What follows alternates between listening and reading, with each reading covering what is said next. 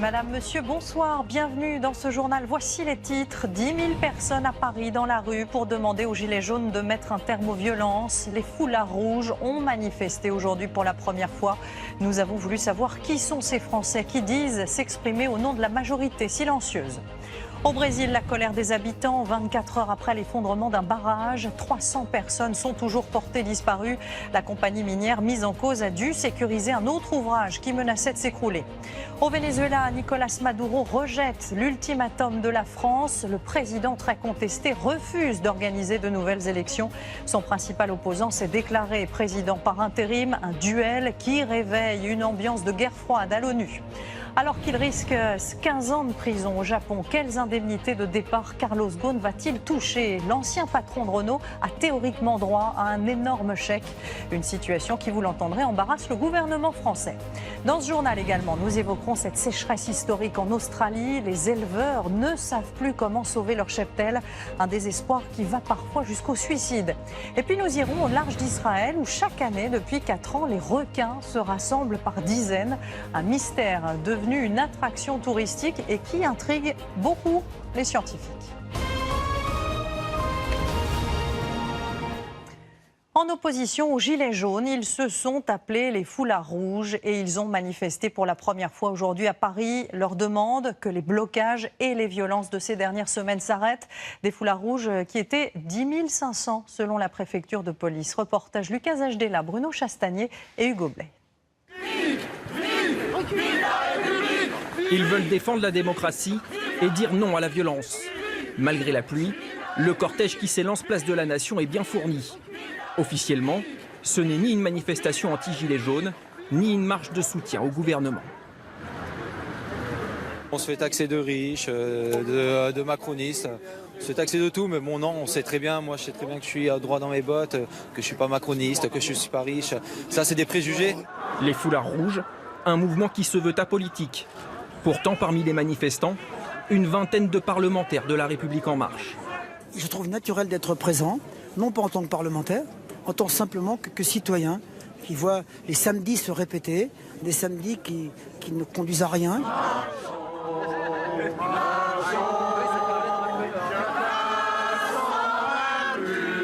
La marche se déroule dans le calme, mais lorsqu'une dame brandit le slogan « Touche pas à ma République » devant un sympathisant gilet jaune, le ton monte rapidement.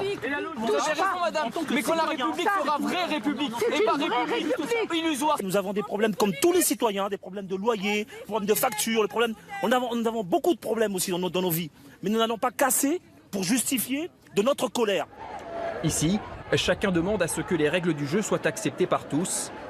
On a fait des élections il y a 1 an et demi, où il y a un parti qui est sorti, il y a un gouvernement qui est sorti, ça a chamboulé tout et qu'il faut laisser le temps. Et que même les gilets jaunes participent au grand débat. Le gouvernement a répondu, le gouvernement est en train de répondre. Et je pense que la démocratie exige qu'ils acceptent le dialogue. Parmi les slogans, beaucoup de cris de soutien aux forces de l'ordre. Et lorsque le cortège arrive place de la Bastille, le fossé entre les foulards rouges et les quelques gilets jaunes qui les attendent apparaît au grand jour. Le fascisme ne passera pas.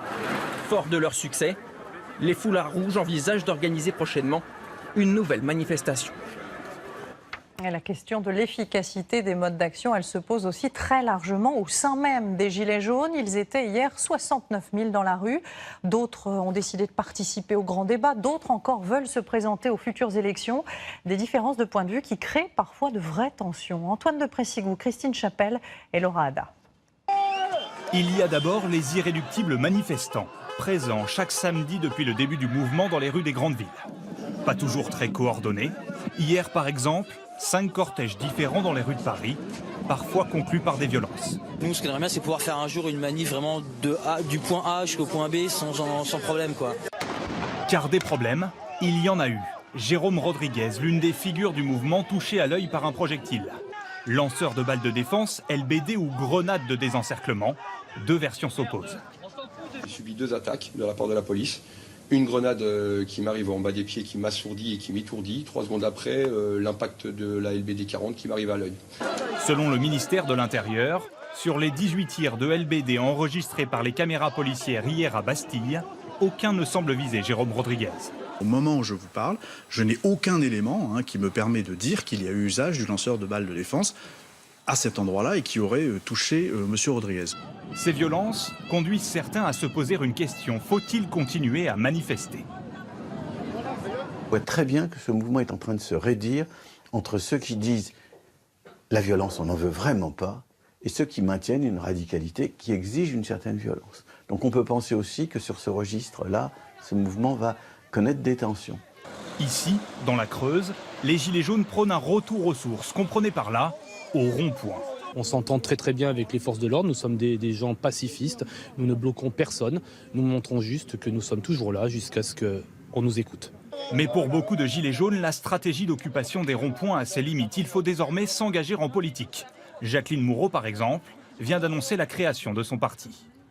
La phase 2, c'est la construction et les propositions. C'est une suite naturelle du mouvement. Le temps de la revendication est terminé. Maintenant vient le temps de la construction. Il faut bâtir pour le pays. Il ne faut pas le détruire. Elle vise les municipales en 2020, quand d'autres, comme Ingrid Levavasseur, veulent aller plus vite. Les européennes dans 4 mois. Une initiative qui ne fait pas l'unanimité. Ingrid Levavasseur, puisque c'est son nom, ne représente plus les Gilets jaunes à l'heure actuelle? Pas du tout, justement. C'est une amie à Macron et à Chiapac, là. Il est hors de question. Ces gens-là, ils se servent de la télévision et des Gilets jaunes pour se faire connaître pour leurs intérêts personnels, pour créer leur parti politique et faire exactement la même chose que ceux qu'ils critiquent aujourd'hui.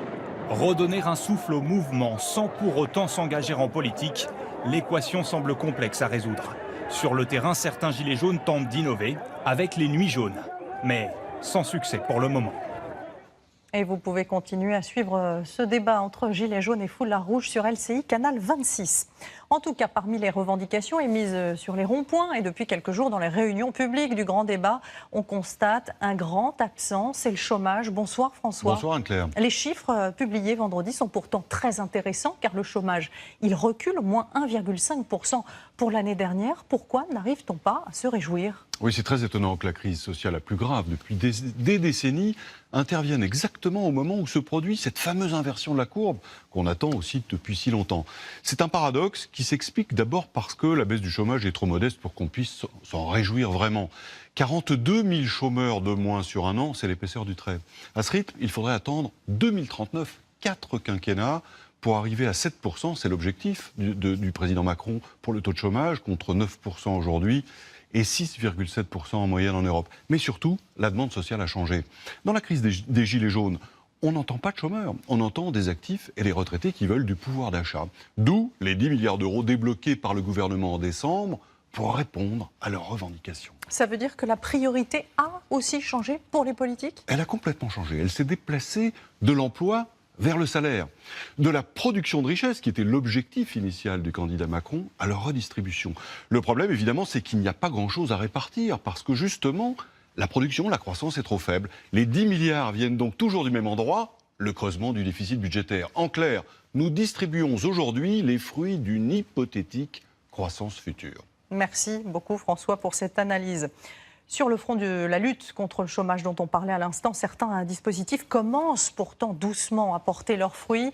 Les agences d'intérim, par exemple, peuvent embaucher leurs salariés en CDI. Les missions sont toujours temporaires, mais vous allez le voir, l'employé conserve son salaire tous les mois. Une stabilité très nouvelle dans ce secteur et qui change tout. Reportage Fabien Chadeau et Bruno Poiseuil. Elle installe des embrayages sur des moteurs, elle confectionne des câblages électriques et elle pose des freins à main sur des voitures. 3 métiers différents qu'elle exerce en intérim et pourtant elle est en contrat à durée indéterminée.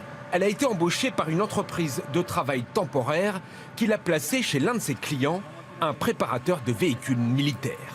Alors là en fait je suis en train d'installer le frein à main. Une fois qu'on a la technique, ça va tout seul. À la fin de sa mission, dans 2 mois, c'est son employeur qui se chargera de lui trouver un poste ailleurs. S'il n'y parvient pas, elle sera quand même rémunérée. J'ai pas besoin, à la fin de mes missions, de me dire purée, il faut que je retrouve du travail. Là, j'ai la chance d'avoir une équipe qui recherche pour moi.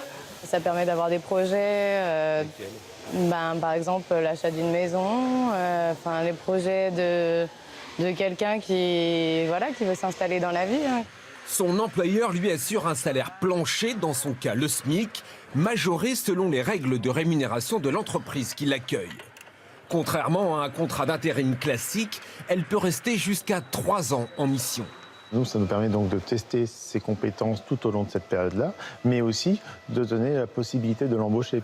Plus de la moitié des salariés en CDI d'intérim sont embauchés par l'entreprise chez qui ils étaient en mission.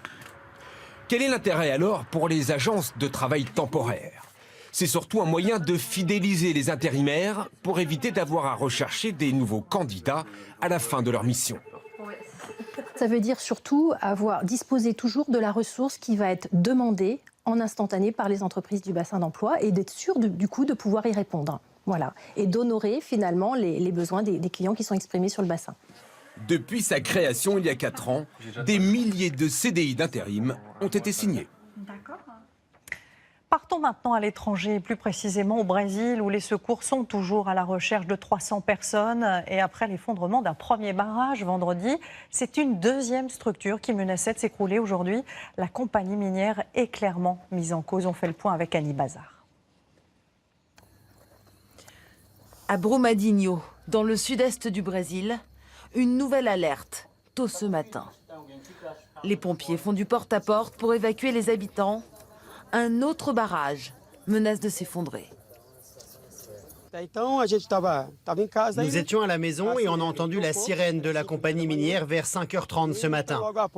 Les secours sont venus frapper aux portes, ils ont demandé à tout le monde d'évacuer, de quitter leur maison. Là, nous sommes dans la rue parce qu'on ne peut pas retourner chez nous.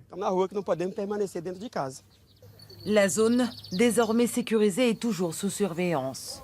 Dans cette ville meurtrie depuis 48 heures, il ne reste plus rien, ou presque, autour du barrage qui a cédé vendredi.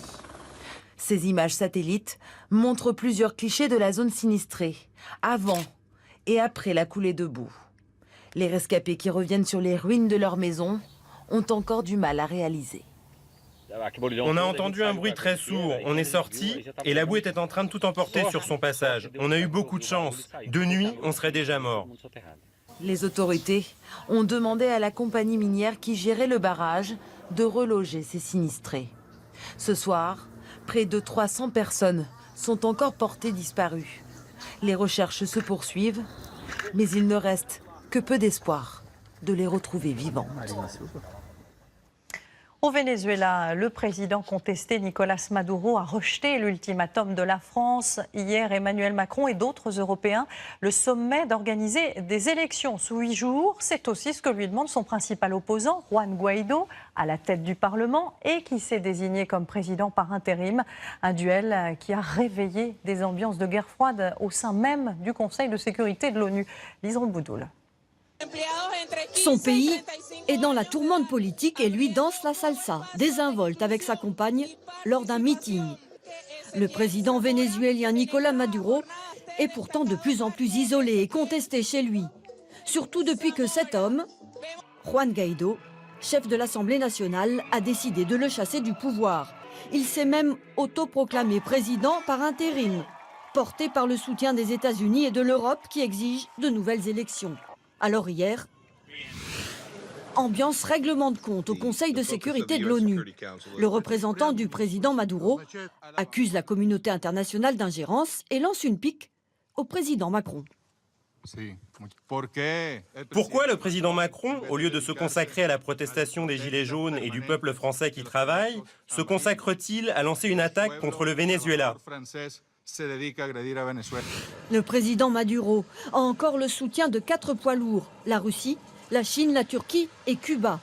Mais le pays est en pleine débâcle économique, frappé par des pénuries de nourriture et une hyperinflation. Le pays est à la dérive. Maintenant que Guaidó est apparu, on doit le soutenir pour avancer. C'est de pire en pire ici. On n'a même plus de médicaments, plus rien. Voilà, tout est dit. Entre les deux présidents, l'officiel et l'autoproclamé, le bras de fer se poursuit. Juan Guaidó va organiser dans les prochains jours une grande manifestation d'opposition. Mais la question qui obsède ce soir les diplomates occidentaux comme les Vénézuéliens, c'est de savoir de quel côté l'armée va basculer. Et alors que le Venezuela connaît une inflation phénoménale, que 100 000 personnes fuient le pays chaque mois et que certains habitants, vous l'avez entendu, n'arrivent même plus à se nourrir, l'étau se resserre autour de Nicolás Maduro. On va retrouver notre envoyée spéciale Nastasia Haftman à Caracas. Nastasia, comment expliquer que le président vénézuélien s'accroche encore au pouvoir ? Nicolás Maduro compte surtout sur le soutien de l'armée pour se maintenir au pouvoir. Ici, Léo Gradé bénéficie largement des faveurs du régime. Les militaires sont également tenus d'une main de fer par des conseillers de la défense cubaine. Cuba qui est un allié historique du régime socialiste vénézuélien. Mais cette façade commence déjà à s'effriter. Hier, un attaché militaire de l'ambassade vénézuélienne aux États-Unis a affiché publiquement son soutien au président autoproclamé, Juan Guaidó. De son côté, le jeune politicien essaye de fédérer les partis d'opposition autour de lui. Nous sommes d'ailleurs sur une place historique de la contestation, la Plaza Francia à Caracas, depuis laquelle il appelle à manifester la semaine prochaine. Une contestation qui suscite de plus en plus d'espoir dans la société vénézuélienne. Revenons maintenant en France avec la démission de Carlos Ghosn de la présidence de Renault cette semaine. Une démission qui va bientôt poser une délicate question, non seulement au constructeur, mais aussi à l'un de ses actionnaires, le gouvernement français. L'ancien PDG a beau être accusé d'abus de confiance, il a théoriquement droit à des indemnités de départ. Et au-delà du principe, c'est le montant qui risque de faire grincer des dents. Les explications de Fabien Chadeau et Olivier Christa. Carlos Ghosn pourrait empocher un chèque de plusieurs dizaines de millions d'euros. Il y a d'abord les sommes qu'il est certain de toucher, la totalité de son salaire fixe au titre de 2018, soit 1 million d'euros.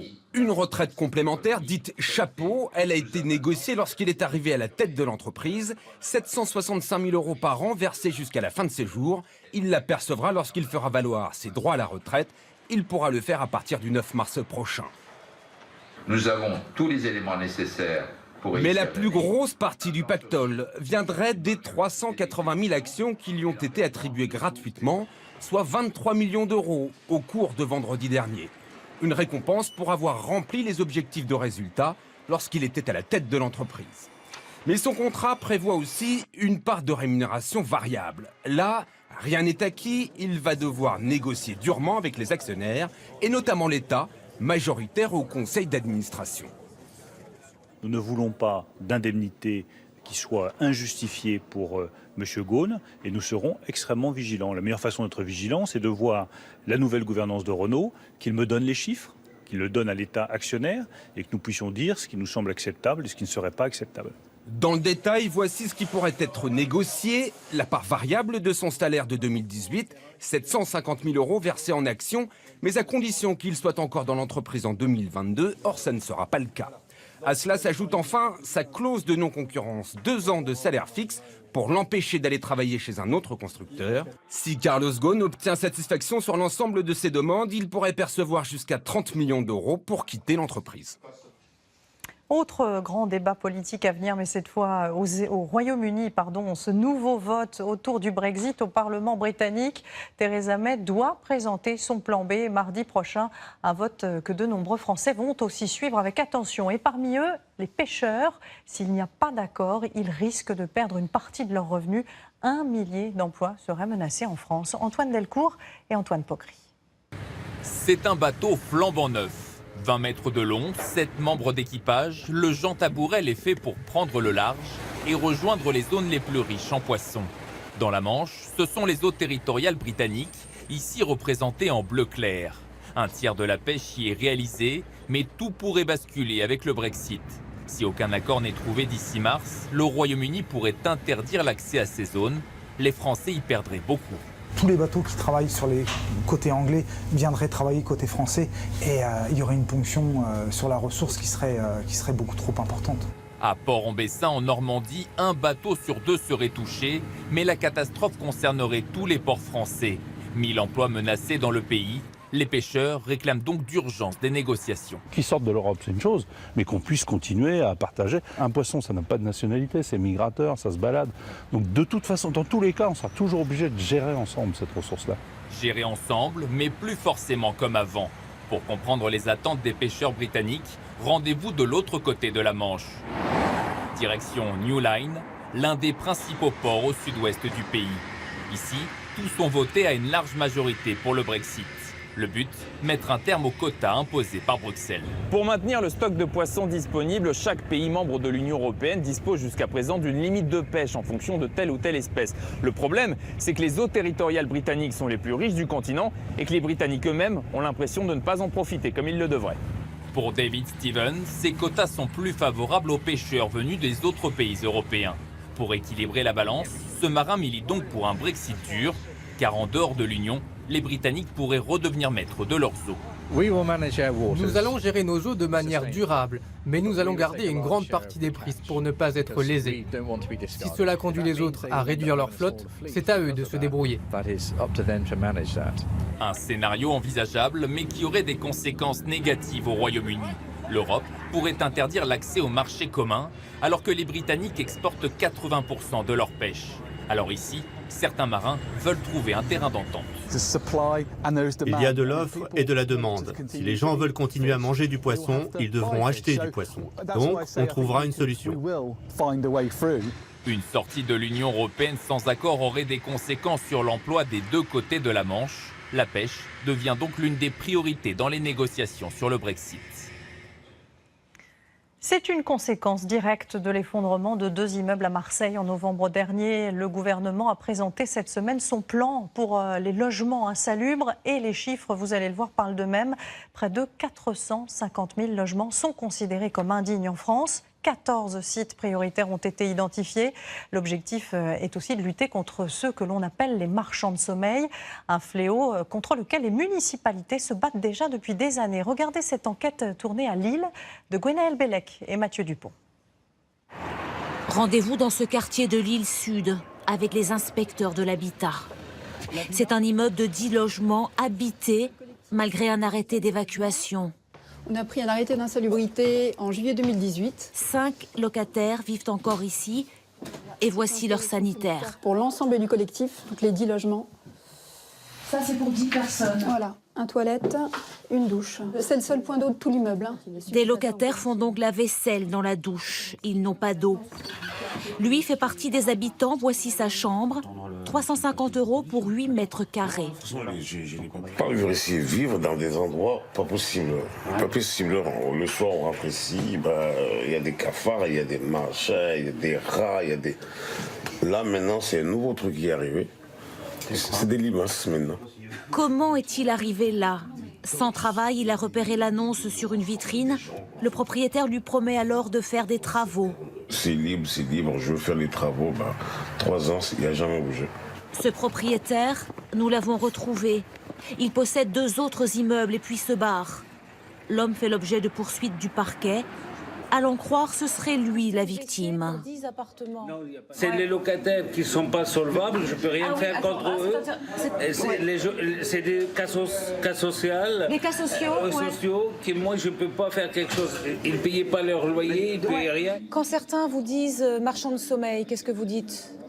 Non, je ne crois pas. Pourquoi je ne profite pas des gens pour les loger? Je ne les oblige pas à venir loger, à habiter chez moi. Et je les montre l'appartement, si ça leur plaît, ils les prennent, sinon ils ne les prennent pas. À Lille, le phénomène est tel que des maisons relais comme celle-ci ont été créées pour abriter les victimes. Pascaline, avec son mari, elle habitait l'immeuble insalubre du propriétaire de bar. Là, c'est la cuisine, les chambres aussi. Et là, c'est les toilettes. Depuis combien d'années est-ce que vous n'aviez pas vos propres toilettes? À l'autre côté, ça faisait bien une dizaine d'années. Elle restera ici le temps que la mairie lui trouve un logement pérenne. Les agents de l'habitat poursuivent leur tournée. Avant d'intervenir, il leur faut d'abord repérer. Nous visitons à peu près 4000 logements tous les ans. Aujourd'hui, sur l'île, il y a 250 logements sur lesquels il y a une insalubrité avec interdiction d'habiter. Un autre quartier de Lille avec les agents de la mairie. Donc on va aller voir les 2 immeubles. Dans cette cour intérieure, 2 maisons évacuées en urgence, dont celle-ci pour péril immédiat. Il y a des risques, regardez en haut, il y a des risques d'écroulement de toute la façade avant notamment. Et l'on comprend mieux à l'intérieur. Vous êtes bien assuré? On voit la lumière du jour à travers le mur. Oui, ce qui n'est pas bon signe. Un homme vivait ici il y a quelques mois encore. Il avait fini par s'habituer. À côté, une femme et ses 2 enfants sont aussi partis précipitamment. Un loyer de près de 600 €, mais pas de chauffage, et une interdiction de louer pour le propriétaire. Un récidiviste déjà condamné à des amendes et à de la prison avec sursis pour un autre immeuble. Tout ce qui peut toucher la capacité financière de ces marchands de sommeil est bon à prendre. Ils ne comprennent que ça. Plus de la moitié des 120 000 logements de l'île datent d'avant la guerre. Beaucoup de propriétaires modestes également expliquent cette situation contre laquelle la mairie lutte depuis des années. Voilà maintenant un autre combat pour de nombreuses communes, maintenir un marché de plein air. Les commerçants ambulants souffrent en fait de la concurrence des grandes surfaces. Mais vous allez le voir, certaines villes ont trouvé une solution et elles n'ont rien inventé. Les halles couvertes reviennent à la mode et elles touchent même un nouveau public. À Perpignan, Julien Crescent et Thierry Hackett. Jeudi, c'est jour de marché à Perpignan. Enfin, ce qu'il en reste. Un seul étal, celui d'Eugène. Dernier rescapé d'un marché qui rassemblait il y a encore quelques années une dizaine de vendeurs. À l'extérieur, c'était tous des marchands de légumes tout le long, comme ça, toute la longueur d'ici là. Vous avez tous les légumiers et ça faisait un retour comme ça. Ils sont passés où les autres? Ben, je sais pas où ils sont, aucune nouvelle. En France, les marchés de plein air souffrent. Les recettes sont en baisse.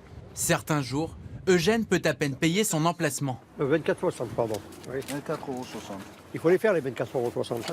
On vivote, voilà. On ne fait pas les 100 et les 1000, non. D'autres marchés ont trouvé des stratégies pour mieux résister aux grandes surfaces. Une révolution sous les arcades des halles, comme celle de Perpignan, où nous retrouvons certains anciens camarades d'Eugène. 27 stands flambant neufs, des poissonniers, des bouchers, mais aussi un bar et de la restauration rapide. Ce couple mange ici 3 fois par semaine. Il ne repart plus sans avoir fait ses courses. On n'était pas très habitués au marché, puisqu'on allait faire nos courses en grande surface. Ici, ça nous permet de joindre l'utile à l'agréable. Le céleri, il est de chez moi, je vous l'offre. Des halles ouvertes 6 jours sur 7, jusqu'à 20 h.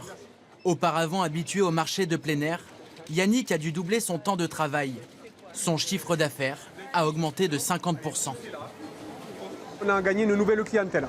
Une nouvelle clientèle qui ne venait pas sur le marché. Parce que le marché, quand même, c'est les gens qui ne travaillent pas le matin, quand même. Quelqu'un qui fait des horaires de bureau, il ne peut pas venir sur le marché, à part le samedi matin. Des dizaines de marchés couverts ont déjà connu cette révolution. 1 an après son ouverture, celui de Perpignan a déjà accueilli 1 million de visiteurs. C'est devenu un rendez-vous régulier. Une nouvelle marche pour le climat a eu lieu aujourd'hui un peu partout en Europe et en France, à Paris, mais aussi, vous le voyez, à Lyon, où 5000 personnes se sont rassemblées. Elles ont même formé une chaîne humaine. Au total, on a compté 80 000 manifestants sur toute la France. Et puis, signalons la très grosse mobilisation également à Bruxelles. 70 000 manifestants qui ont rappelé l'urgence climatique et dénoncé l'inaction des États face au réchauffement de la planète. Et l'un des endroits sur Terre où cette problématique se traduit de façon terriblement concrète en ce moment, c'est l'Australie. Le pays vit une sécheresse historique, ce qui a provoqué des incendies autour de Perth. Plus à l'est, dans le centre du pays, le thermomètre a lui affiché cette semaine près de 50 degrés. Une catastrophe pour les éleveurs qui doivent parfois abattre leurs bêtes faute de nourriture. Je vous propose de regarder ce reportage de Pierre-François Lemeunier. La pluie est enfin tombée sur cette ferme de 5000 hectares. Pour redonner à ce paysage tout son éclat. 10 jours avant notre arrivée, voilà à quoi ressemblait cette même ferme, méconnaissable. La conséquence de 3 années de sécheresse consécutive. Alors Bill et Robin ont vraiment besoin de beaucoup plus de précipitations que celles enregistrées ces derniers jours. On a besoin d'une bonne année pour régler les problèmes. On aura besoin de 3 ans pour se remettre de cette sécheresse et de tout ce qu'elle nous aura coûté. Et la facture est déjà lourde. Ah, je sais que vous avez faim. En moins de 8 ans, Bill a dû se séparer des 2 tiers de son cheptel. Pour nourrir ses 300 dernières vaches, il n'a pas d'autre choix que de faire venir du foin du sud du continent. Cela lui coûte 9 000 € par mois. Jetez un œil. Quand vous regardez là, il n'y a pas grand-chose pour se nourrir. Alors voilà ce qu'il se passe quand du foin arrive. À la surface, l'herbe a beau être verte, le sol ne contient aucun apport nutritionnel pour ces vaches. Ce n'est pas la première sécheresse que Bill et sa famille doivent affronter. Sa mère, Kay, 87 ans, tient depuis plus de 70 ans un carnet de bord. Toutes les précipitations sont enregistrées dans ce cahier. Il faut remonter aux années 40 pour trouver trace d'une telle sécheresse, avec une différence de taille, la hausse des températures et ses conséquences. Dans certains endroits, il n'y a plus d'eau. Les puits sont à sec. Il n'y a plus rien. Alors le seul moyen de faire face, c'est de vendre pour sauver une partie du bétail. Vendre pour survivre à la sécheresse. Dans les salles de vente, l'offre est aujourd'hui bien plus forte que la demande. Du coup, le prix d'une vache a été divisé par 3 ces derniers mois. Selon cet agent, de nombreux éleveurs du coin ont dû mettre la clé sous la porte. Je vois aussi de gros investisseurs qui se disent qu'une fois que cette sécheresse sera terminée, dès qu'ils trouveront un endroit meilleur où aller, ils vendront tout. Les gens en ont plus qu'assez. Plus on s'éloigne de la côte, et plus la sécheresse saute aux yeux. Dans l'arrière-pays, à 6 heures de Sydney, dans l'un des greniers à blé du continent, plus rien ne pousse depuis des mois. Alors ça devait être une plantation de canola. Ça devait atteindre cette hauteur, prêt à être récolté, mais comme il n'a pas plu, rien n'a poussé. À part ça, mais ça arrive trop tard, on ne peut rien faire. Face à la pire sécheresse depuis 50 ans, certains agriculteurs trouvent refuge dans le silence, mais pas Rob. Parce que dernièrement, il a pu voir où la solitude pouvait conduire. J'ai perdu 3 amis récemment qui se sont donné la mort. Et ça fait vraiment mal. Rob, lui, tient encore debout, mais cela fait 1 an qu'il ne sait plus verser le moindre salaire. Ailleurs, des retraités se mobilisent pour aider les agriculteurs les plus fragiles. Les Australiens ont bien conscience que c'est un des piliers de l'économie du pays, 41 milliards d'euros, qui menace de s'effondrer. Alors ils font des dons que ces bénévoles redistribuent sous forme de foin à ces fermiers. Il en va de la survie du bétail. Quand les bêtes arrivent à un stade où on ne peut plus en prendre soin, la chose la plus humaine, c'est de les tuer et de les emmener quelque part pour les enterrer. Ce jour-là, les bénévoles de l'association Aussie Helpers n'ont pas distribué que du foin, mais aussi des denrées alimentaires. En tout, 90 000 euros d'aide. De quoi tenir quelques semaines. Passez une bonne journée. En attendant la fin de l'été et l'arrivée tant espérée de fortes précipitations.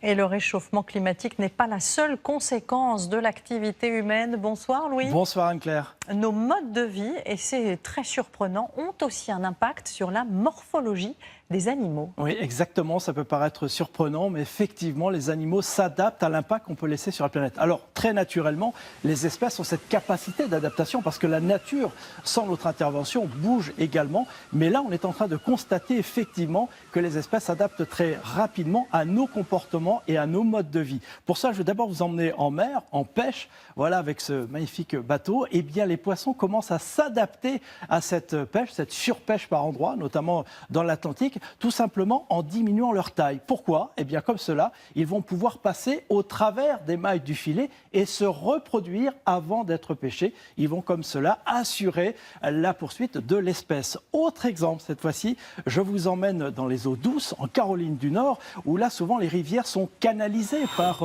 les villes, par du béton, et donc le courant est plus fort. Eh bien, un poisson, le naseau noir, s'est adapté, c'est-à-dire qu'il est devenu plus hydrodynamique. Il va comme cela pouvoir remonter ses courants plus forts pour pouvoir lui aussi vraiment assister à la persistance de son espèce. Et cette adaptation qui est incroyable, elle se voit aussi chez les animaux terrestres. Exactement, sur Terre, je vous emmène à Porto Rico, où là aussi, des lézards s'adaptent à cette nouvelle vie urbaine. Alors c'est un petit lézard, vous allez voir, qui vit à la fois dans la nature et en ville. Et bien lui, ce sont ses coussinets qui ont grandi. Alors pourquoi est-ce qu'ils ont grandi ? Tout simplement parce qu'il va pouvoir adhérer plus facilement aux nouvelles surfaces, comme du verre, du béton ou encore de l'acier, en évitant de tomber, bien évidemment. Et puis, si on part dans les airs maintenant, vous allez voir que les hirondelles également s'adaptent tout simplement en diminuant un peu la taille de leurs ailes. Pourquoi ? Eh bien, elles vont pouvoir, comme cela, éviter tous les obstacles, notamment les voitures, et là aussi, éviter une certaine mortalité. Alors, ce n'est pas parce que la nature s'adapte qu'il ne faut pas en prendre soin. Merci beaucoup Louis et merci pour cette morale. On va maintenant parler d'une autre curiosité, d'un autre mystère naturel observé cette fois sur les côtes israéliennes. Les requins avaient quasiment disparu de la Méditerranée, mais depuis 4 ans, ils reviennent par dizaines et à date fixe dans le nord du pays. Un comportement que les scientifiques ont bien du mal à expliquer. À Hadera, Benoît Cristal et Fabrice Hamzel. Faut-il être inquiet ? D'où viennent-ils? Sont-ils dangereux pour l'homme? Et pourquoi reviennent-ils ici chaque année? Cela dure depuis 4 ans maintenant. À date fixe, entre novembre et avril, des dizaines de requins se donnent rendez-vous ici, à quelques mètres du rivage, tout près d'un site industriel. Les pêcheurs et les curieux ont encore du mal à y croire. C'est très étrange, on n'a jamais vu ça en Israël. Surtout des requins de cette taille. Le plus étonnant, c'est que personne ne les nourrit. Ils viennent d'eux-mêmes. Je n'ai jamais attrapé de requin de ma vie, mais à mon avis, s'ils mordent, ils vont emporter tout mon matériel. Certains en ont même fait une attraction pour les touristes, en mal de sensations fortes. Attention, tout va se passer dès les premières minutes. C'est à ce moment-là que les requins vont venir vers nous. Les requins ne sont qu'à quelques mètres de profondeur et se laissent approcher par les curieux.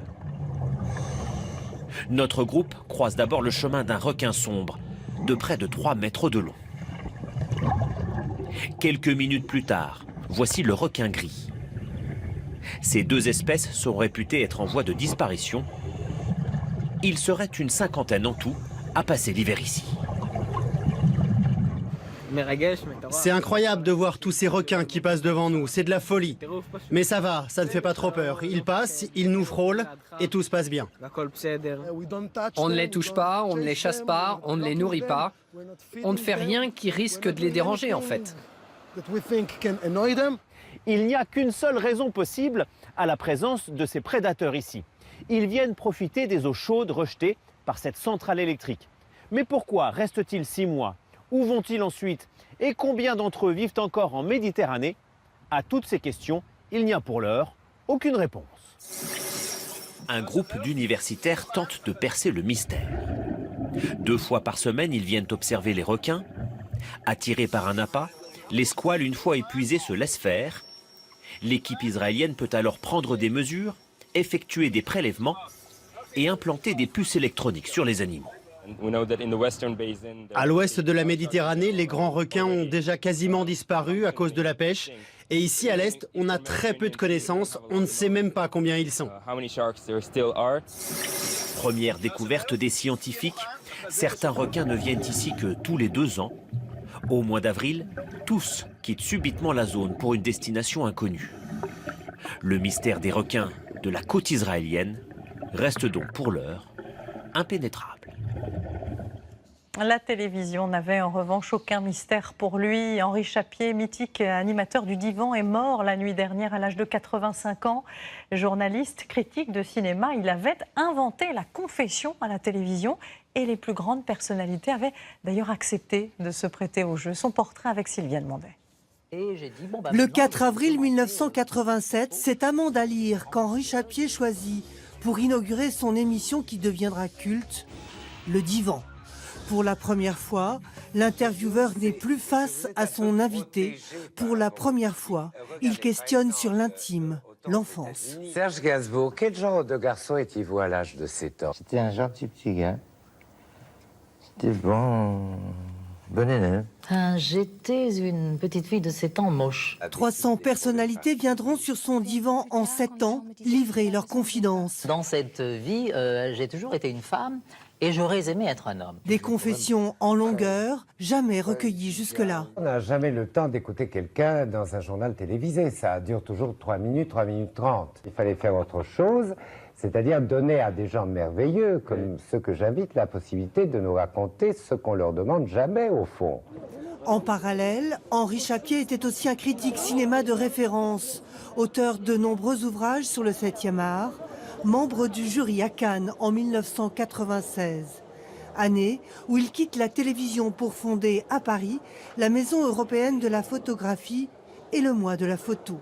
Né à Bucarest de parents franco-autrichiens, Henri Chapier parlait 7 langues, Dandy, aux cheveux blancs, à la gentillesse légendaire, inventeur il y a 30 ans d'une autre façon d'interviewer les stars à la télévision. Et c'est la fin de ce journal. Merci de votre fidélité. Demain, vous retrouvez pour l'information Jean-Pierre Pernaut à 13h, Gilles Boulot à 20h. Tout de suite, rendez-vous sport. Je vous souhaite une très belle semaine et je vous dis à vendredi prochain.